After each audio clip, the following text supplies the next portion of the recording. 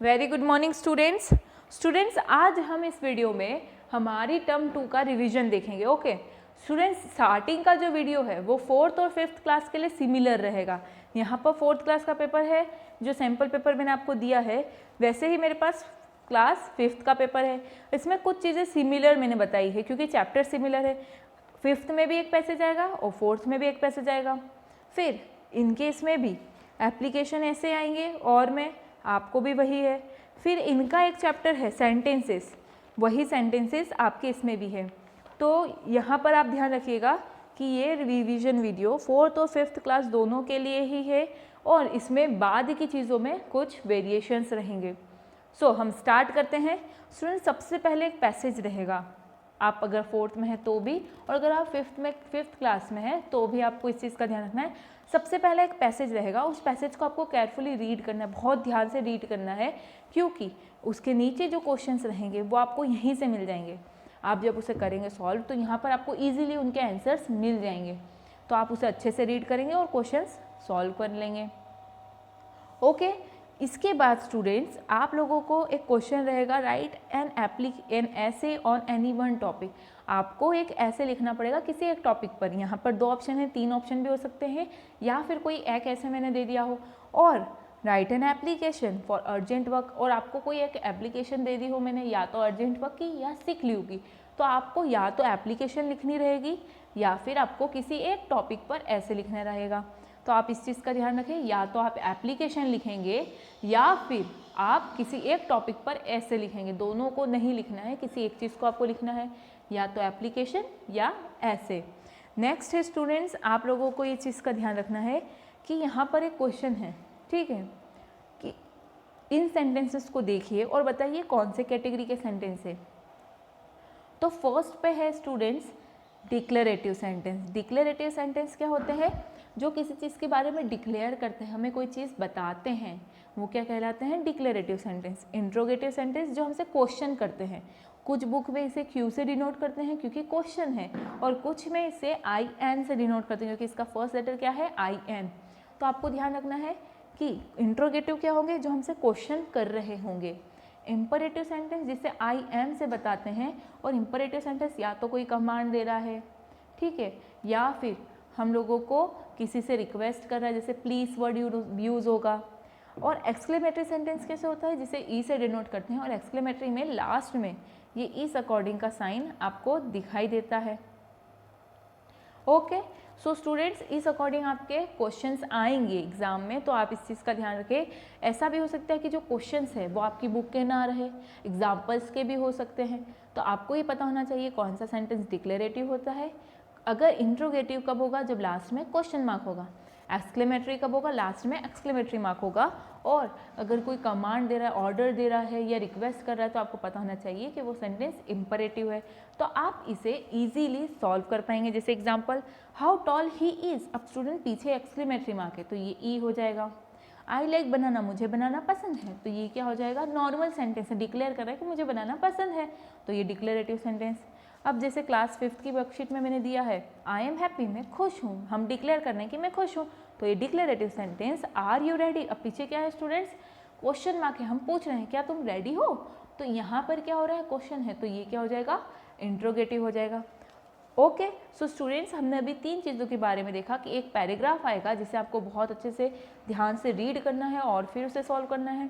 एक हमने देखा कि कैसे हम ऐसे और एप्लीकेशन में से किसी एक चीज़ को लिखेंगे, और उसके बाद हमने देखा कि सेंटेंसेस कितने टाइप के होते हैं और उसे हम कैसे सॉल्व करेंगे।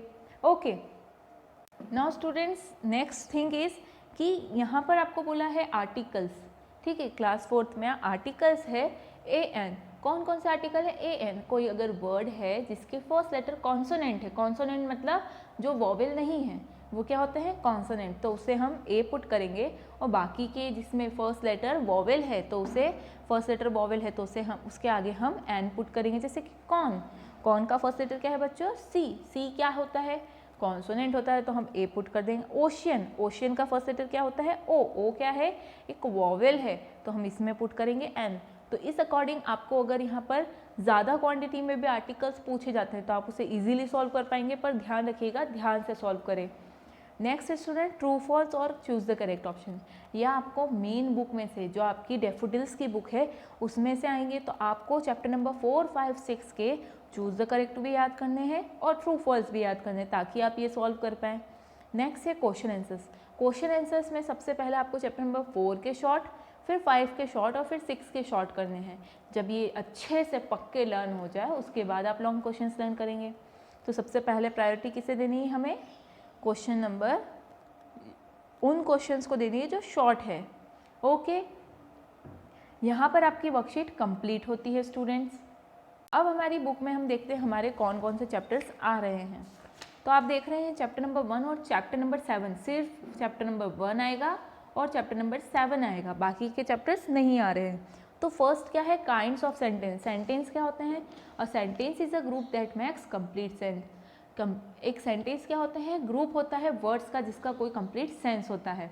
अब स्टूडेंट्स उसके अकॉर्डिंग आपको यहाँ पर सेंटेंसेस गिवन है, उसके आपको बताना है कौन से कैटेगरी का सेंटेंस है, तो आप ये इजीली बता पाएंगे।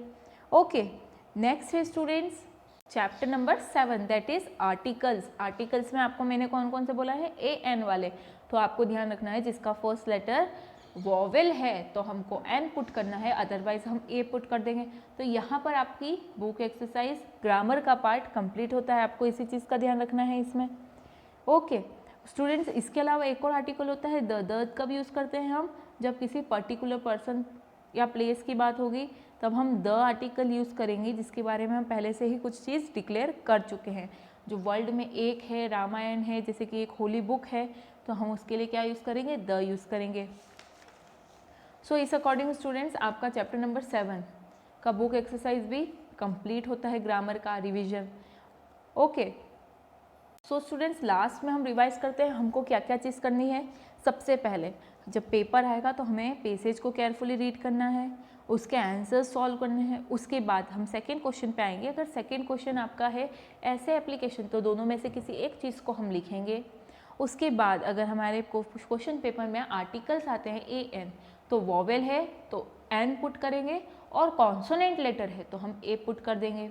उसके बाद हमसे सेंटेंस के बारे में पूछा जाता है कि सेंटेंस कितने टाइप के होते हैं, कौन कौन सी कैटेगरी के सेंटेंस है, आप बताइए कि नीचे जो सेंटेंस हमने दिए हैं वो कौन सी कैटेगरी के हैं, वो आपसे पूछे हैं, तो तब आप सेंटेंस बता देंगे। लास्ट में क्वेश्चन है तो इंट्रोगेटिव, अगर लास्ट में एक्सक्लेमेटरी मार्क है तो वो हो जाएगा एक्सक्लेमेटरी। अगर कोई चीज़ हमको सिर्फ बता रहा है तो हम डिक्लेरेटिव, और जब हमसे कोई कमांड दे रहा है या हम पे ऑर्डर बना रहा है या हमसे रिक्वेस्ट कर रहा है, प्लीज़ वर्ड यूज़ कर रहा है, तो हमको पता चल जाएगा ये इम्परेटिव है।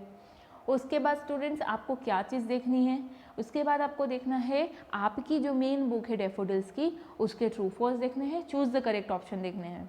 उसके बाद आपको चैप्टर नंबर 4, 5, 6 के क्वेश्चन आंसर्स बहुत अच्छे से शॉर्ट को लर्न करना है, और आपका आई होप आपका पूरा रिवीजन इसी में कवर हो जाएगा। तो आप ट्राई करें सारी चीज़ों को अच्छे से मैनेज करने की। आई होप स्टूडेंट्स ये वीडियो आप लोगों के लिए बहुत बेनिफिशियल रहेगा टर्म सेकेंड की एग्ज़ाम्स के लिए। अगर वीडियो अच्छा लगा हो तो लाइक कर देना। Okay, thank you, all the best students. आपको बहुत अच्छे से पेपर देना है, गुड हैंड राइटिंग में लिखेंगे, काटा पीटी नहीं करेंगे, सारी चीज़ों को ऑनेस्टली आप लर्न करेंगे, उसके बाद पेपर देंगे। Okay, bye bye, all the best.